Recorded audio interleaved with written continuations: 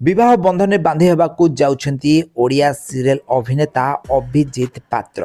ताले ओडिया सीरियल अभिजीत को अभिनय आपण माने बहुत सारा सीरियल निश्चित भाव में देखिथिबे। ताले एबे अभिजीत हाथरू दुई हाथ हेबाकू जाउछंती। वर्तमान अभिजीत को प्राय 26 वर्ष बयस होइछि।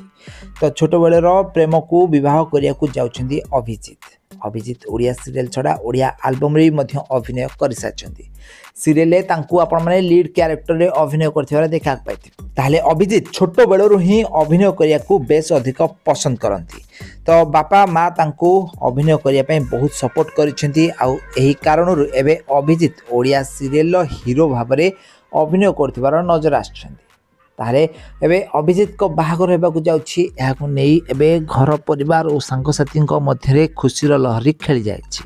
तो तांको बाहागर आगामी किछि दिन मध्य रे हेबो। तो बाहागर रे बॉलीवुड इंडस्ट्री रो सेलिब्रिटी माने भी मध्य उपस्थित रहिया कथा सुनियाकू मिलिछि। ताले अभिजीत को निर्बंध गत दिन मानक सरी जाइछि। आउ एही एंगेजमेंट पार्टी रे बहुत सारा ओडिया सेलिब्रिटी माने उपस्थित थिबार नजर आस्थिले। घर परिवार लोकंको सहित सांगसाथी सहित मिसी से एबे निर्बंध कर सारी। आउ आगामी दिन मानक अभिजीत को बाहागर हेबाकू जाउछि।